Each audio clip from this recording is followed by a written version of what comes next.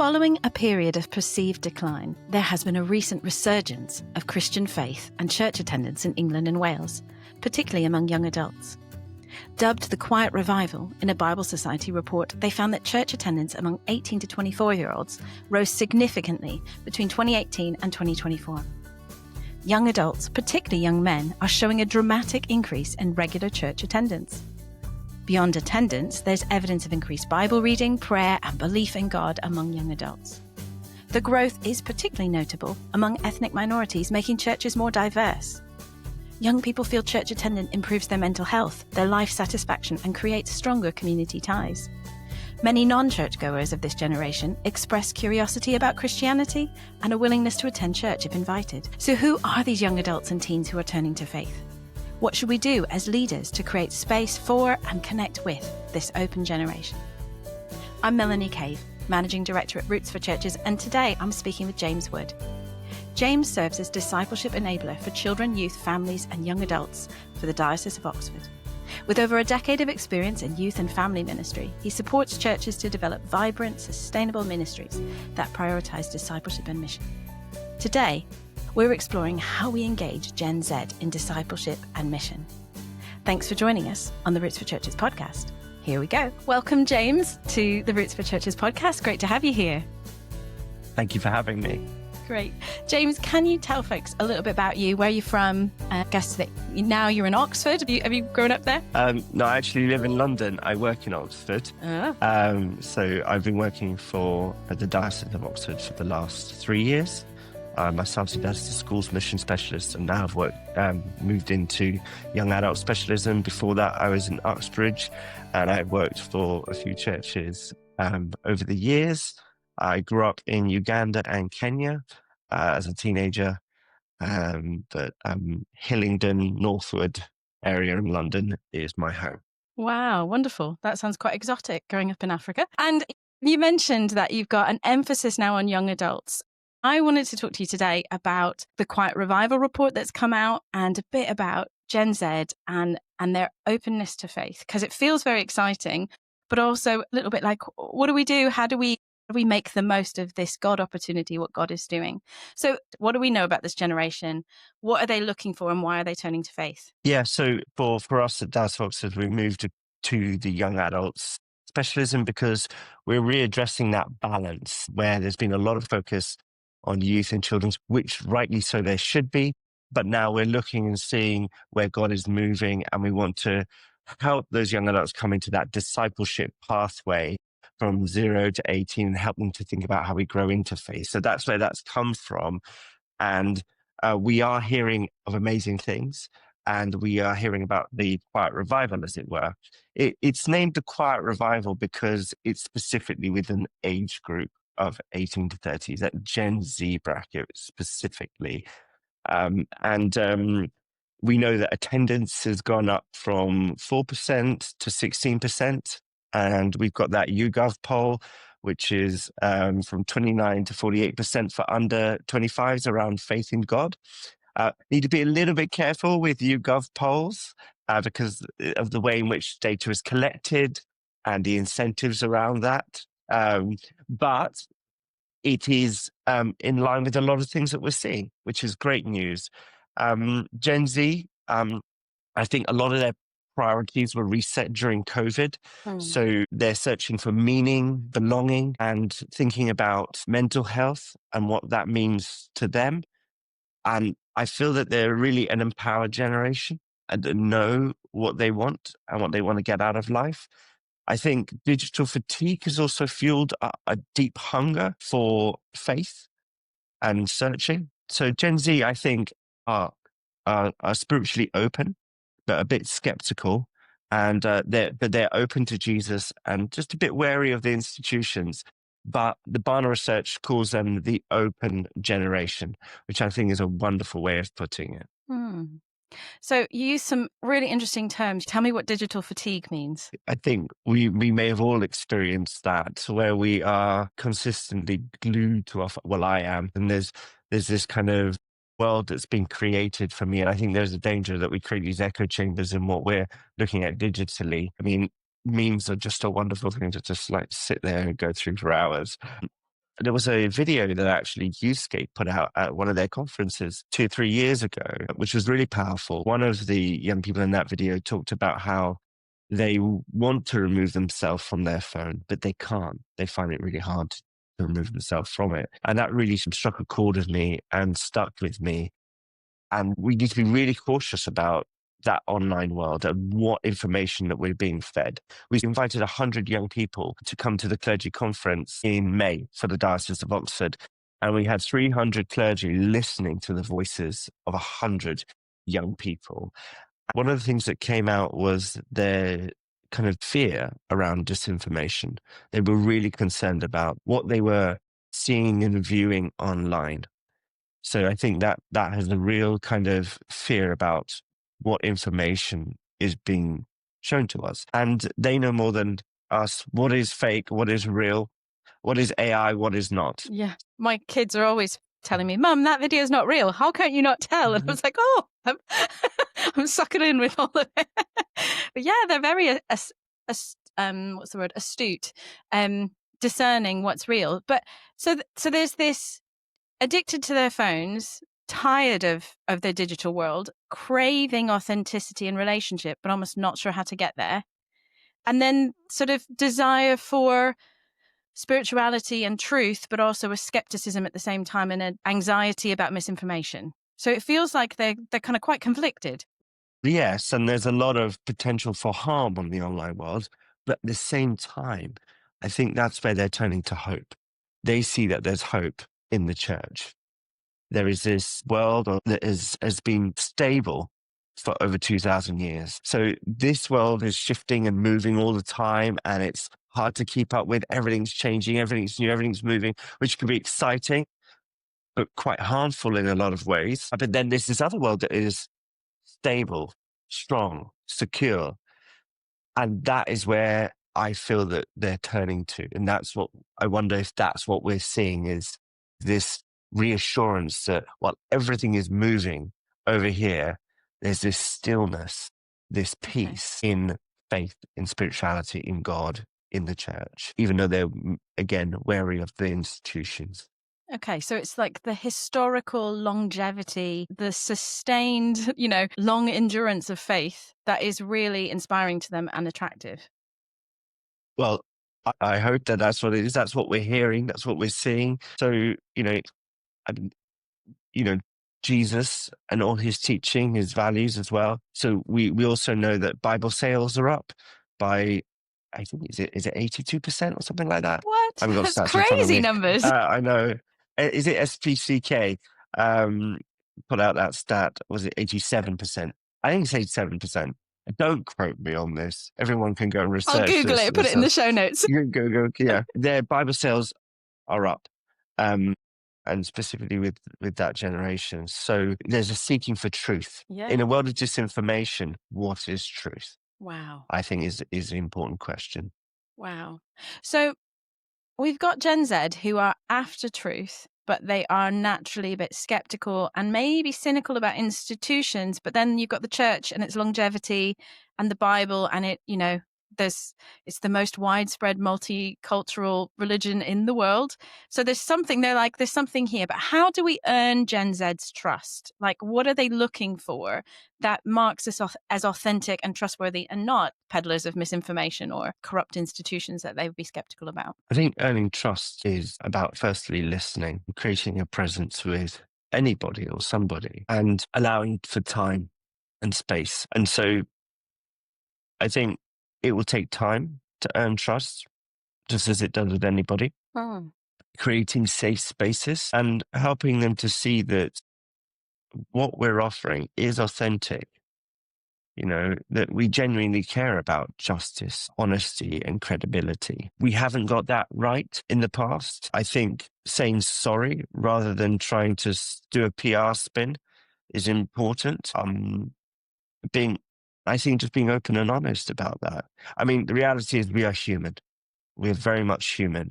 And in a world of AI and digital, that question is so important to pose. What does it mean to be human? And And I think that's what's really important, that we can show our authentic selves when we are authentically ourselves, when we authentically all that God has called us to be, then that space, I hope, will become a safe space that they can feel trusted in. I think they follow integrity, not image. Yeah. Barna UK looks at that. And we know that trust is built relationally, not institutionally. It's challenging though, isn't it? Because often we think as church, we've got a message, we've got the gospel, we want to be doing a lot of the talking. We know, they don't know, they've coming searching, so we should be doing all the talking because we've got the message. But actually what you're reversing that a bit and saying, listen more, be quiet, apologize, hold space. I guess it's that trust that the Holy Spirit is at work, and that responding to their genuine questions is stronger than coming with a strong agenda or a big sermon, I suppose. But yeah, it's a reversal, because they're inundated by memes, media, content coming at them. Having a safe place to process and ask their questions feels very powerful. It does. And in listening, it's all about how someone is being received, but it's also about whether someone is being heard and who's hearing each other. I've sat in many meetings where we swore blind that we told you what was coming, and it wasn't received, it wasn't heard. So communication is key, but the listening part is also key. When you listen to somebody long enough, they usually tell you how you can lead them to Jesus, which I think, and active listening versus passive listening. When you actively listen to somebody, you will go away usually from that conversation, having listened, feeling absolutely exhausted. And I think if you don't come away feeling, oh my goodness, that was, have you really listened? Have you really heard what someone's saying? And not just listening. So I think, it's about listening to their cares, their concerns, their anxieties, their hopes, and saying, how can we walk alongside you to turn those cares, anxieties, hopes into concrete, active change? So for them, it's not just about, you've heard us, you've received us, and just nodding and saying, great, guys. They want to see that you've heard by doing something about it. We've told you about climate anxiety. So what are you doing about it? Yeah. Because it doesn't translate otherwise. How do you take those whispers and, take them from whispers to waves of change?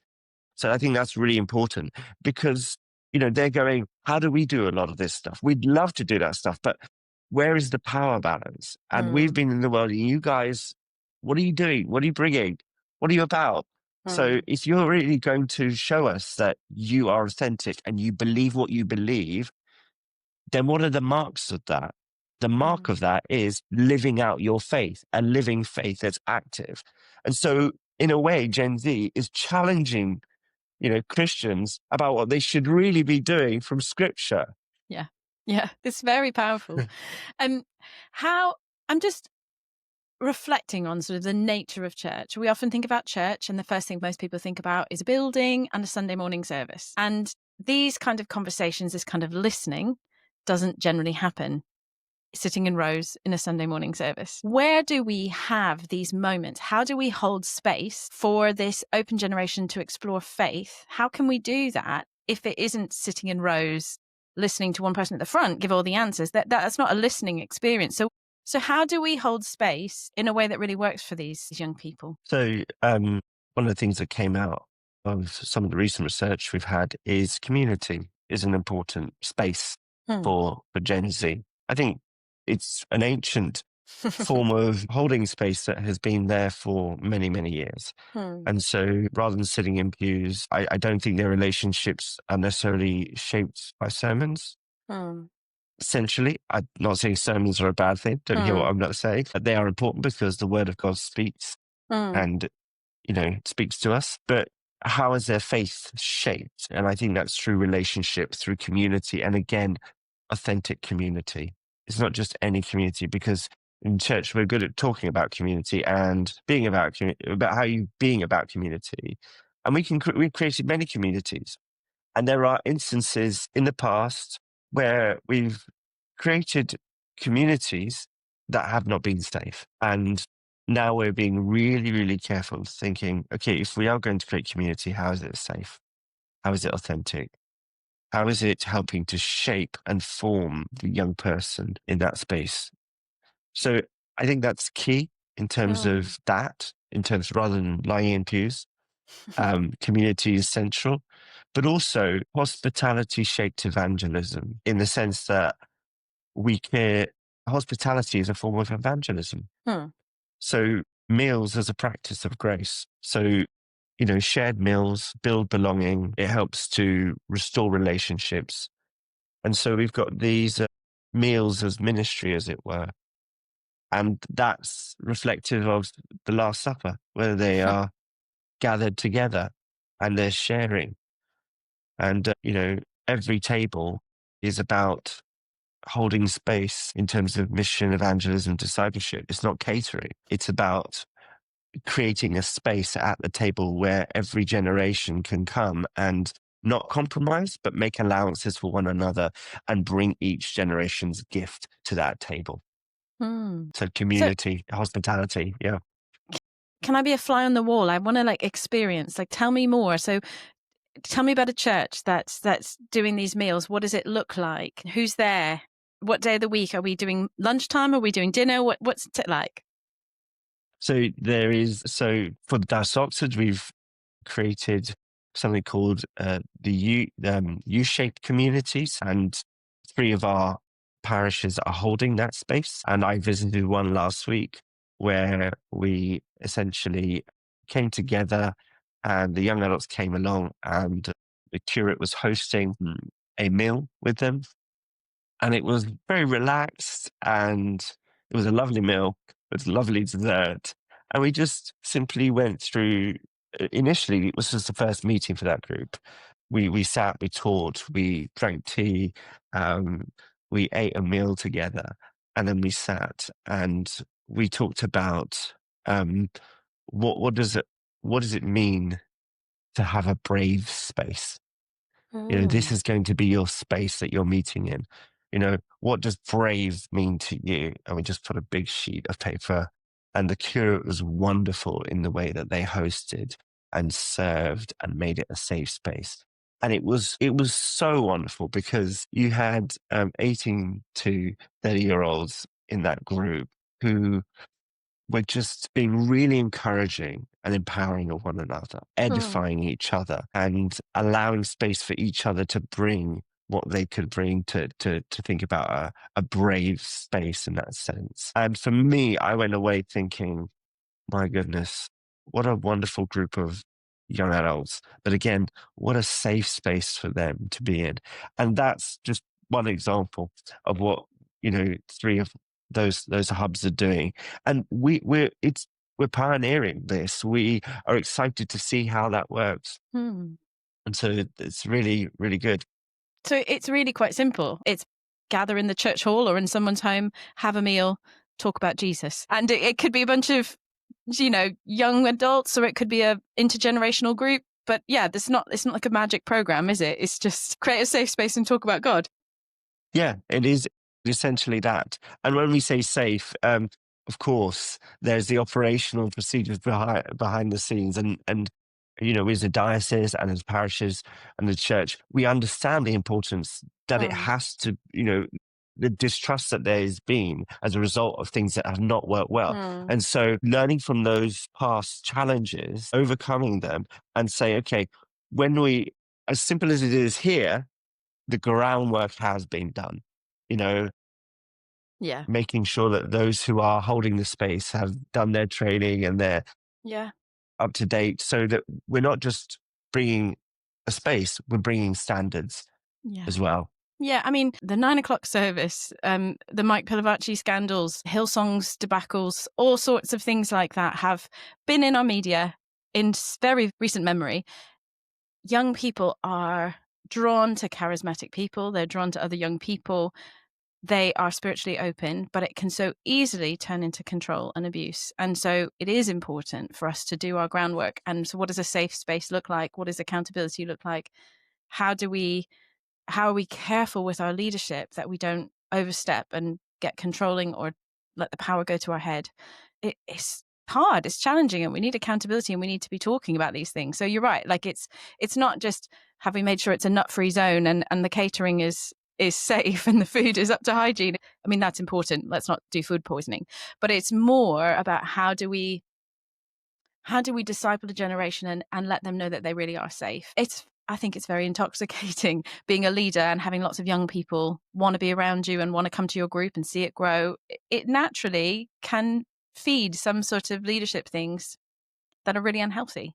And so it's creating guidelines and boundaries so that Gen Z can really trust us and know that we are holding space rather than trying to control them. Yeah, and I think power dynamics is a key part of all of this. And we're learning and we're growing and understanding what that means more and more.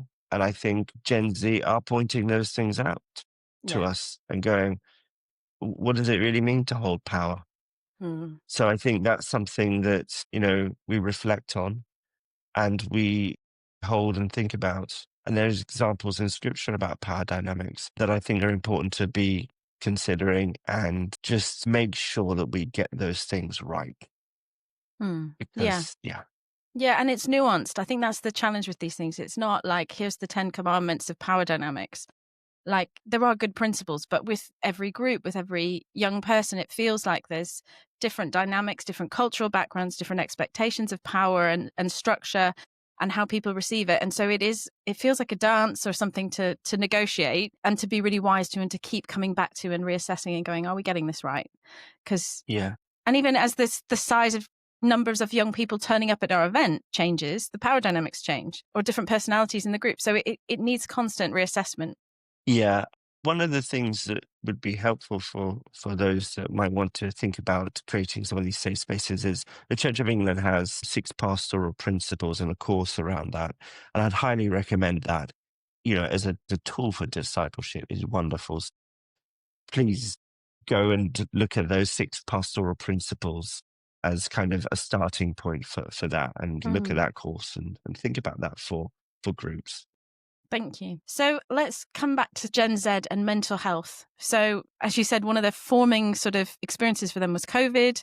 Many of them either missed some of their GCSEs or A-levels because they were cancelled or they were in lockdown. It was really hard on that generation, and huge levels of anxiety. There's been talk of the anxious generation. How does the church help Gen Z find hope and overcome anxiety? So we know that 1 in 3 under 25-year-olds cite climate as one of their top stressors. And that comes from Mental Health UK. That's from 2024 research. And Youthscape's Losing Heart, that was some time ago, but anxiety and loneliness, key discipleship issues. So the church offers hope. And we spoke about this earlier, about that hope, through community action and through, rest rhythms. And so creation care is an important part of things. I think we're at this crucial point where there are lots of climate deniers. The problem is that physics does not negotiate. It really doesn't. So, and we're having to, it's like a broken record, broken climate, when we really need to change the tune on this as soon as possible. But Gen Z really care about the climate. They have been clear about the anxiety that they feel about that. Do you not care about your planet? What is our future if you don't do something now? You need to act now.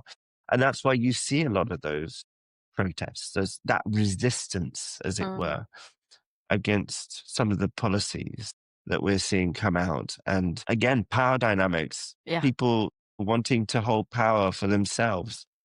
And just to say on that, with power dynamics, what does it mean to hold power? I think when you're put in those positions, what does it look like to give power away? When John the Baptist met Jesus, it's like, may I decrease so you may increase. And I think that's really, really important. So how are we giving our power away? Sorry, I digressed a bit there. But essentially, there is anxiety around that. COVID had a huge part to play in all of that, loneliness. But I think there's a space to think about formation? What does silence, Sabbath, and service look like? How do we rebuild peace? I think that even five years later, have we really processed what happened during COVID?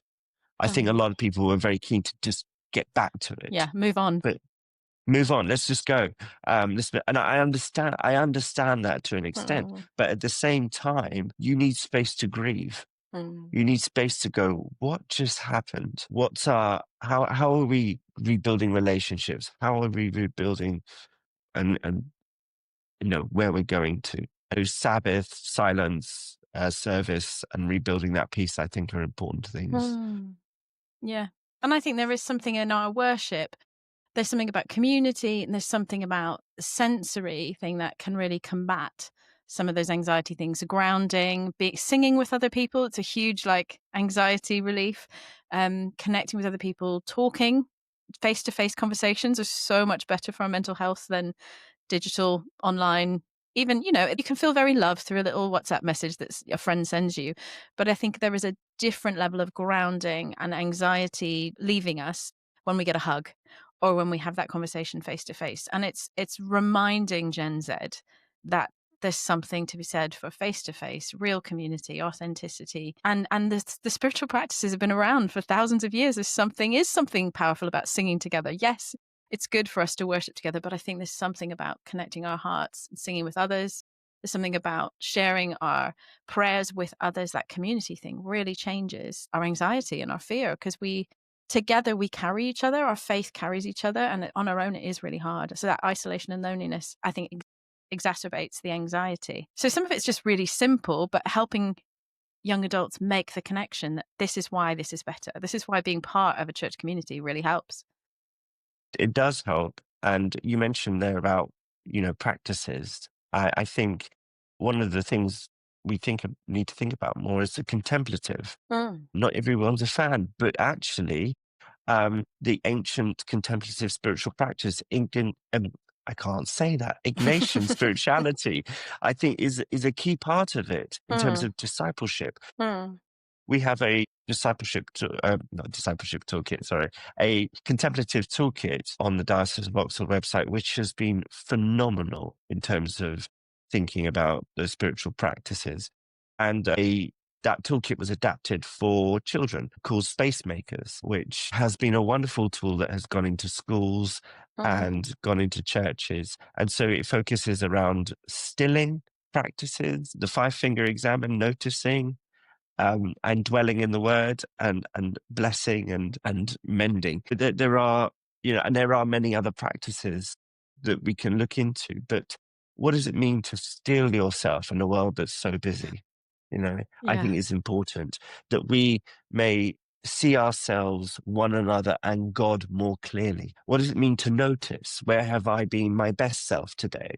Where have I, not been my best self today? Where can I bring balance to the world, essentially? And dwelling in the word, reading over scripture, and just allowing those words to jump out, those things that you notice, not necessarily to create some great exegetical passage or some exegesis or some sermon, but just simply what resonates with you, what jumps out at you in that. So I think all those practices are key for formation, for spirituality. And I think we need to be speaking a lot more about that, especially with this generation and with ourselves. Yeah, I mean, they're healthy for all generations, aren't they? That's amazing you've got it for children, and I will definitely put links to that in the show notes, because I think people want to explore that. Can you tell me a bit more about giving Gen Z more ownership? How can we help them to contribute, not just consume? So I know that it's very tempting to just watch a screen, to let things wash over you in a consumeristic society. And church can, through some of our programs, can feel a bit consumeristic. You can attend, you can have worship kind of wash over you, and you feel better, and you've heard something good, but it doesn't take root because you've not taken ownership. So how do we help them move from that into a place where they are owning and contributing to the life of church and to their own spirituality? through participation, essentially. I mean, ownership and participation is key, but also it's opportunities to lead, which is so important for them. I think they see leadership quite differently from millennials or Gen X. Mm-hmm. So with U-shape, the young adults themselves become conveners, not necessarily leaders. Same thing, but different way But of tell me, phrasing it. it's an interesting word. Yeah, Unpack it a bit for me. What does it? How would you understand convening as slightly different to leading? I would say it's more holding the space, going with facilitating, essentially walking alongside, parakinesis in that way. Okay. And so we've been able to do that and offer that kind of training for them to come into that, to Okay. say, okay, and even co-convening, just doing it together and just holding space with their peers, essentially, and trusting them to have a go at this. Um, Mm. a lot of it is pioneering, I think, in a lot of ways, but giving them space to experiment, um, as I think leadership trust accelerates maturity. And so those opportunity is important. So church thrive when young adults co-own the mission. And I think there could be a generational challenge or a worldview challenge there of that idea of convening and holding space. If you've got somebody who's like, but hang on, anybody could say anything. Somebody could say some sort of horrible heresy. Somebody could say something wildly inappropriate. Somebody could be cruel. Like, how does it work? Someone might be wondering, how do you kind of police these settings so that who's sort of checking and making sure that the right things get reinforced and the wrong things sort of just drift away? If you've got a convener who's peer convening, it can feel like, do they have the authority to go, actually, no, that's not right? Or, bit worrying about that comment. So I'm guessing as part of this convening training, there is some of that, but it could cause anxiety in other generations' styles of leadership, which is much more like, here's the truth, you believe it, I'm going to teach you, you accept this. How is this model different? I'm not sure that's Gen Z style to go, kind of very dualistic and black No, and that's white. what I Here you mean. go. It's not Gen Z. It's It's not probably Gen Z more stuff. boomer or even Gen X is like, this is right, that's wrong, that's a bit dodgy. Yeah. Don't say that. So there's an anxiety of creating a space where anything goes or anybody could say anything and we just accept them. And then you're like, well, how are we doing spiritual formation if we could be formed into anything? The group consensus could lead us off into some weird places. Yeah. So the way we've done it, earlier I talked about creating the safe space and making sure that we got all the operational stuff beforehand.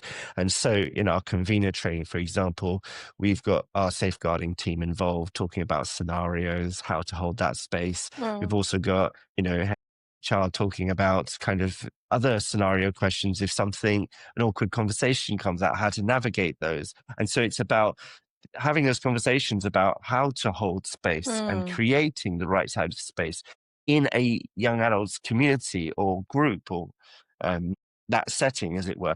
And also, we're getting pretty good at allowing parishes understanding their safeguarding, ministers being equipped to bring better standards. So ministers are pastoral and leadership oversights. It's on their parish and their patch. They know exactly what's going on. We have check-ins with our conveners. I'll drop in once or twice to check in and just see how it's going. And we've got, we've got learning ways of feeding back our learning in it, because we're aware that this is new with our U-shaped communities. And so we want to make sure we're doing it right. And so there's things that are going to come up that we're going to learn. But the most important thing we've done is put those parameters in place to make sure exactly what you're saying is that it's the right kind of space. And we've given them what they need to be able to navigate even the difficult conversations and be able to move into a space that is helpful. We do it with youth groups and children's ministry. Yeah. We need to trust those that hold, as the Church of England say, the cure of souls. There has been training, formation, equipping to give people the tools that they need to be able to share their gifts more widely, to be able to hold that space in a safe way and to know how to do it. And I think we look out for each other. We're not we're not doing groups single-handedly by ourselves. There's Yeah. someone there. There's accountability Yeah. and clear accountability at every level.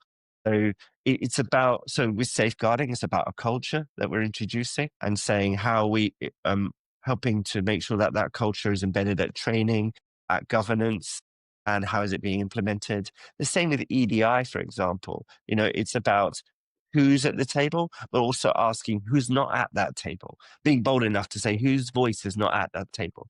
And I'd say the same with young adults. It's about bringing them around that table. They're adults. I think that's a key part of all of this. They're Yeah. adults. Yeah. And I think that we've got a bit of anxiety here about all the stuff that's happened in the past, but actually we need to be moving forward and embracing that opportunity that's coming. So a couple of questions around intergenerational connection. So say you've got a congregation, maybe they're not in a university town or city, they don't have tons of young adults. Maybe the village where they are, the young people disappear off for jobs and maybe have a couple. How do they connect? And if you don't have enough young people to have a big young adult ministry, how can you, in an intergenerational setting, make sure that young adults are valued and connected and feeling like they have a role to play? I think it's about theology of sending and receiving. So implementing that from day one. You may have some young adults or young people who are becoming young adults. They will be going off to university. They may be going off to do an apprenticeship. They may stay. But actually, how do you send them? Part of U-Shape at the end of the year is we commission them. We commission them to go to be sent.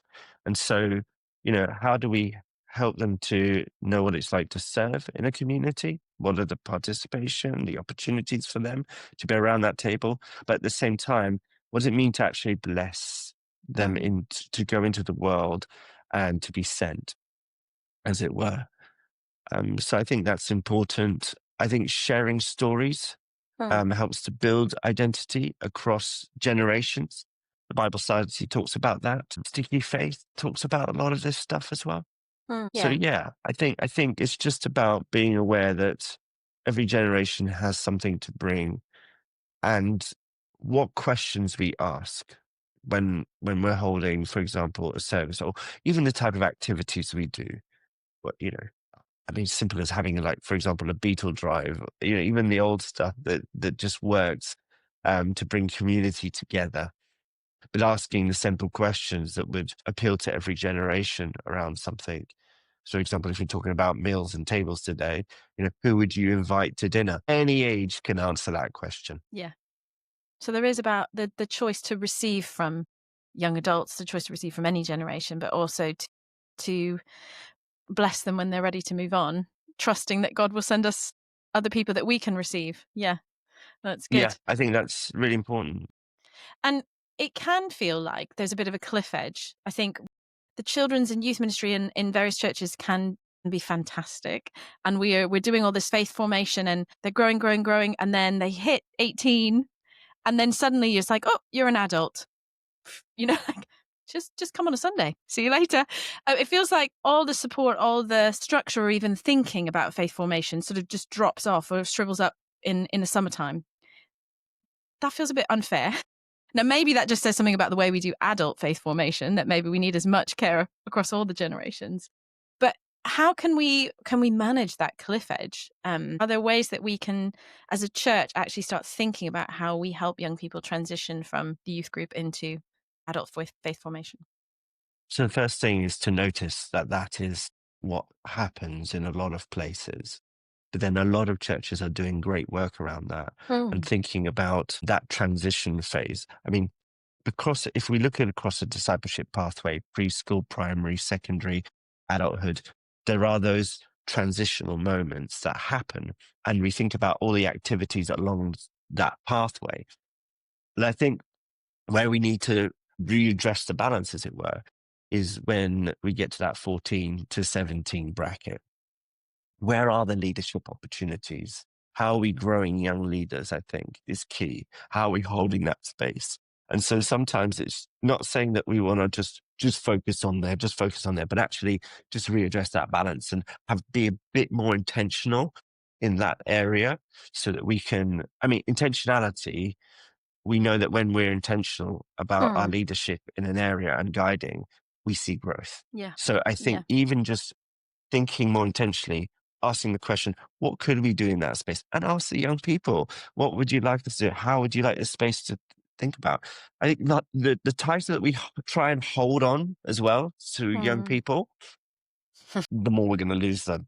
Yeah. It's just the way it works. It's like, we're going to hold really tight. We don't want them to leave. But actually, again, how do we want to hold them lightly, to say, but actually equip them for life, because they're going to transition wherever they go into, wherever that the blessing starts there, at that stage. So I think getting in early, making sure that you are supporting them and helping them to be equipped with what they need to go into the world. That's good. And I guess I want to ask a question about digital discipleship. So we've talked a lot about this generation constantly be on their phones.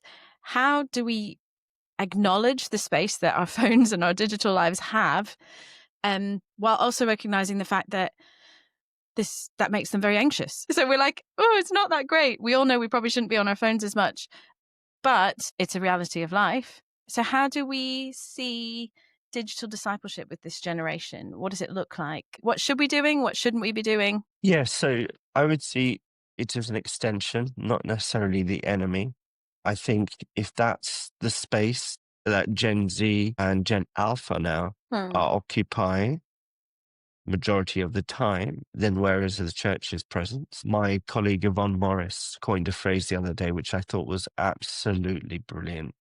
How do we help to take young people from meme to maker? And that just stirred in me a whole array of thinking, So young people are engaging with memes, what I would call even meme evangelism. I've got friends who have said, oh my goodness, James, check out this meme of Jesus bursting out the tomb on Sunday morning. And it's the most incredible thing. And it's just so Gen Z, some of the stuff that they come up with.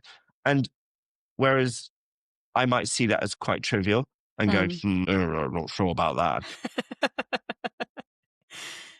What's that all about? In my day, actually, I don't think they see it as trivial. I think how they see Jesus and what they're consuming online, some of the stuff actually is evangelistic and is helping them to turn up to church. In fact, a whole family got baptized because one of the young girls in the family saw something on TikTok about church and said to the parents, could you take me to church? And the parents said, what? Church? What do you want to go there for? I want to go to church. I've seen it on TikTok. I really want to check it out. And this girl, was the catalyst and came to faith, and so did the whole family. And so I think it's important to see it as, it's not a replacement for our values. It's the extended world in which we bring our values into.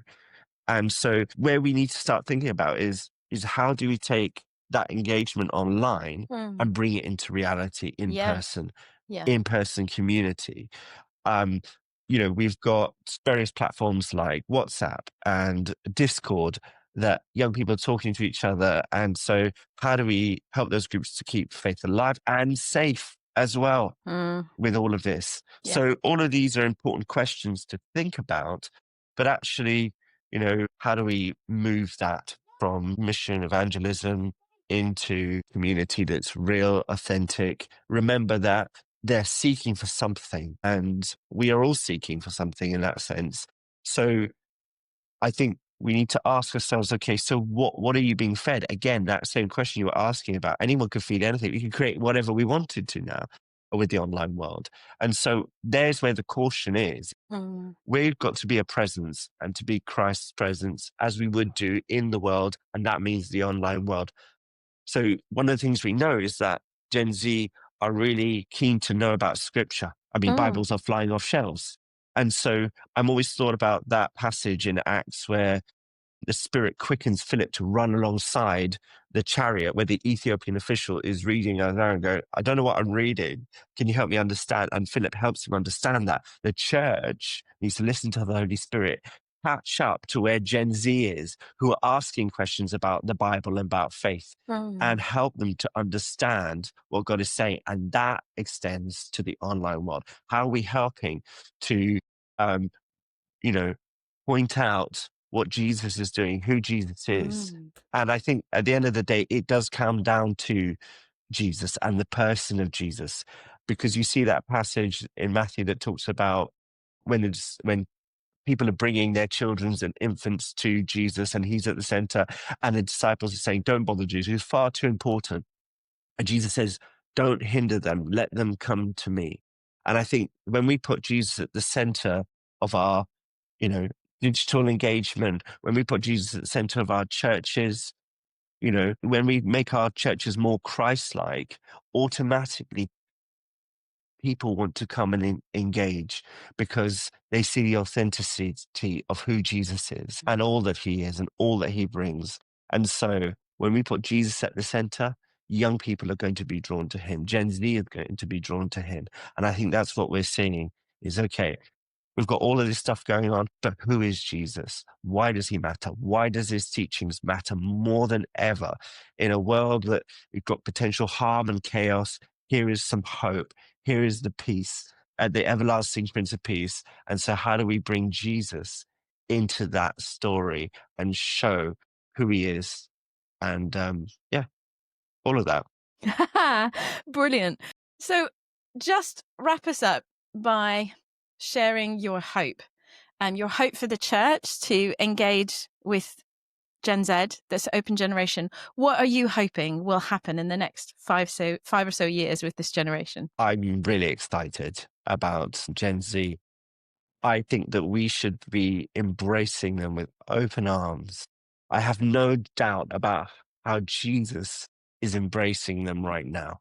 I think we need to be praying for them. Name a young adult that you know. Write their name down. Name a child's name that you know. Write their name down and be praying for them every single day.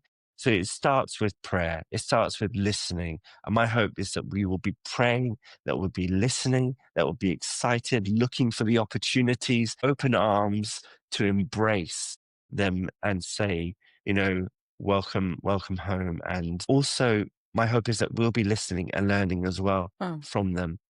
But ultimately, I really hope that we start to see and hear of stories of what God is doing in their lives, of how they're meeting Jesus and how their relationship with Jesus leads to a change in the world, that we're seeing the gospel and all those marks of discipleship change the world and change the world in terms of what they want to see, climate change, advocacy, and all that kind of stuff around mental health. And I know things seem a bit dire right now, but I believe that they're a generation that will bring the hope of who Jesus is into the world. Brilliant. Thank you, James. Thank you for your passion on the subject. Thank you for your wisdom and giving us this perspective on what's going on with young adults and how we as churches can support and get alongside them better. Thanks for your time today. Thank you for having me. I hope you're encouraged and hopeful for how God is moving in Gen Z. The statistics from 2024 are just the start. James said to me earlier that they are seeing growth this year in their groups by almost threefold. God is up to something. Let's pray, trust, and be part of what God is up to. James gave us loads to think about, and I've compiled links to the research and resources he mentioned in the show notes. Roots exists to help you lead great church. Church that's growing, relevant, engaging, authentic, and together. We've got Bible-based resources to help you explore the Bible together, ask questions, convene conversations, host small groups, and create invitational missional events. Head to rootsforchurches.com to take a free trial and explore our wealth of resource, available for a very affordable annual subscription. You can explore a digital subscription or add our stunning full-colour magazines that help you prepare and share offline. If you enjoyed this podcast, please subscribe and share with leaders in your church and network, and leave us a review as it helps others find it. Together, we can grow.